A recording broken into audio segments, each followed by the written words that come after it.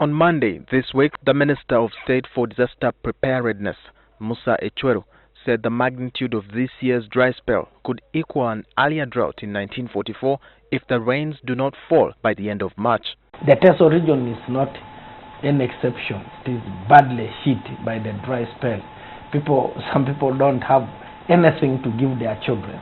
To get a clearer picture of the current climatic changes, we visited Makerere University's Department of Geography, Geoinformatics and Climatic Sciences. Because we know that if you have enhanced rainfall, the following year from science, from literature, you know that the following year you have suppressed rains. So if you keep this rain, if you keep this water, and then use it in the previous season, in the preceding season, then that would help. But nothing has been done at the moment.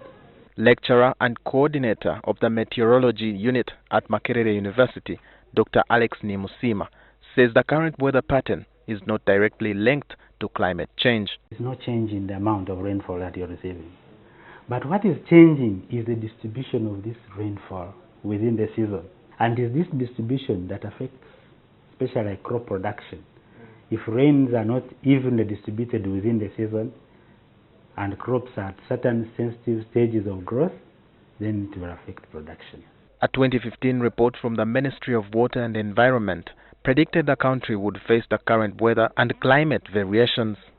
We spoke to Dr. Max Chigobe, an environmentalist and lecturer at Makerere, on why the variations have persisted. That change in climate is coming in because of a global system, less humidity.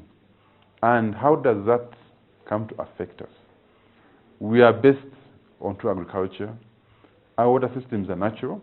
We are pumping from the ground, pumping from the surface. So all these are basically affecting us because of the overheating that we have faced from the European side of issues. He says the current trends in the rainfall received can also be attributed to human activity. So for us, the locals, I would say Ugandans or Africans or the Nile Basin, it could be the impact of deforestation, which is mainly characterized by land use change. The government warned on Tuesday that up to 1.5 million Ugandans face hunger as the dry spell continues. Experts from the Department of Geography and Climatic Sciences here at Makerere University concur with the minister's statement that Uganda is currently experiencing long and abnormal dry spells. But they say this is just a change in the rainfall patterns received in the country. And they say this also does not affect the country as a whole, but only regions independently. Walter Mwesije, NTV.